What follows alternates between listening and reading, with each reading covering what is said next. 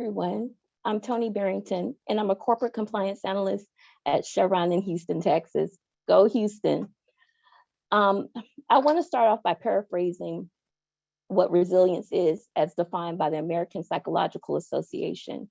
It's the process and outcome of successfully adapting to difficult or challenging life experiences, especially through mental, emotional, and behavioral flexibility and adjustments to external and internal demands. I'm here to share my story of coming out on the job, but not coming out as a queer woman of color, actually coming out as a person who's been living with bipolar disorder for 27 years.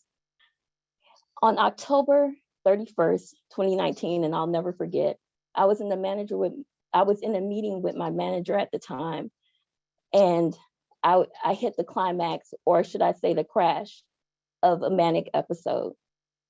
So let me kind of explain what mania is for me. It's going about 120 miles an hour for about 7 months straight. And I mean, not stopping, but just going 120 miles per hour and then hitting zero. You just never know where you're going to hit zero at. So I was in a meeting in Chevron, and my zero came. All I can remember is the compassion that manager showed towards me by getting someone from our EAP department to come and assist me. I was treated with compassion and dignity as I had to leave and go on a 12-week break. So during that 12 weeks, and let me kind of explain to you how bipolar works when the crash happens. You're physically tired, you're sore, your brain has just pretty much tapped out, and just kind of showing you this is what happens with your brain once you come down from that crash. I went through what's called intensive outpatient therapy for approximately 8 weeks. That's 4 hours a day, 5 days a week, for roughly 8 weeks. And just to kind of reset and learn behaviors that would help me get back into, I like to say, society. So when I came back to work, my EAP advocate, and she's amazing, was by my side as I met with my manager at the time and my lead at the time. She was by my side, encouraging me to just be strong, to come back to work and just take your time. So that's when I decided, I said, well, I feel like I'm in an environment where I can be safe, because I've never come out with living with bipolar disorder at any job. So that's when I decided that I felt like Chevron was a safe enough place to start sharing my story, at least with my teammates at that time. And I opened up and I shared my story with teammates, and they embraced me. And just to kind of give you an idea how difficult that was at first, because people crack jokes and say, oh, she's bipolar, he's bipolar, and it's not quite what people say or crack jokes about. But I shared with people, and I will never forget one of the business analysts at that time. I told him, I said, hey, I can't remember how to do this. It's just because your brain just kind of goes through that shake and you're waiting for the glitter to settle. And he came and sat by me and helped me. Others did on my team. They started sharing their stories and challenges that they've had. And then coming back in January of 2020 was great. Started kind of getting in the groove of things, and then COVID happened. So, that the world changed once again for me, like for everyone.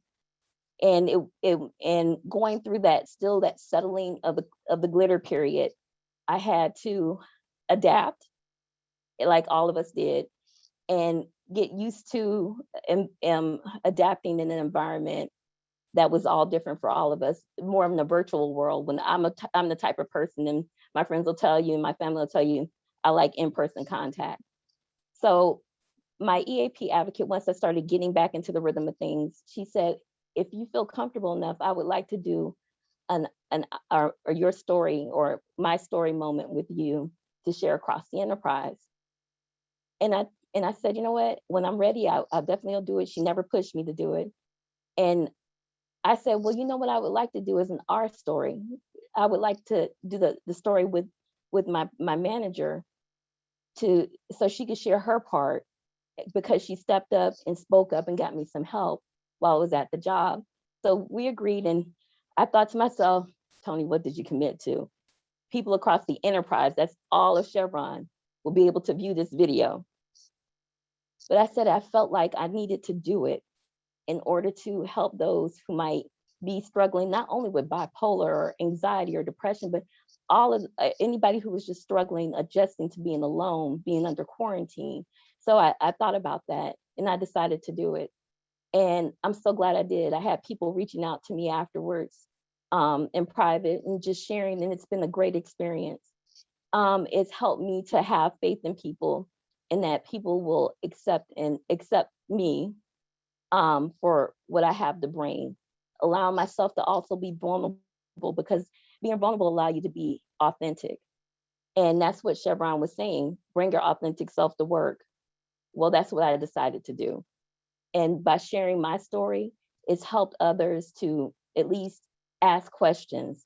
I hope has helped others in the workplace to move forward and seek counseling, therapy, whatever they need to be authentic, vulnerable, and bring themselves to work.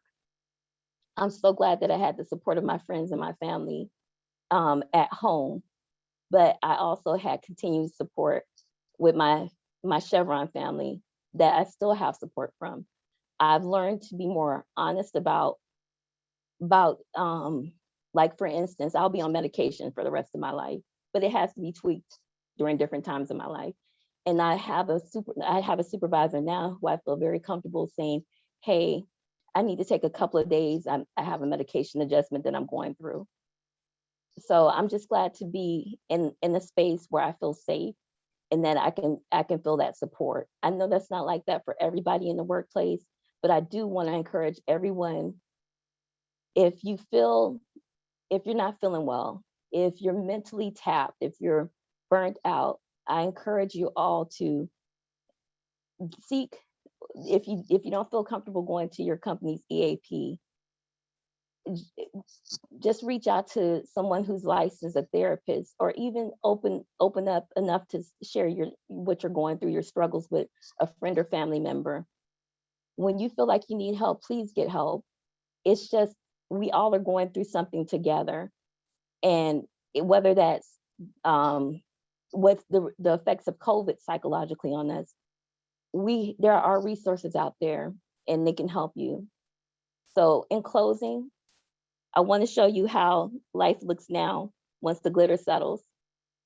And I want everyone to remember, we're stronger together than apart. So be okay saying you're not okay when you need to. Thank you, everybody. And thank you, Out and Equal, for giving me the opportunity to share my story. And I'd like to thank my Chevron family for just being there for me, supporting me. And I'd like to thank my family also and my friends for their support. So thank you.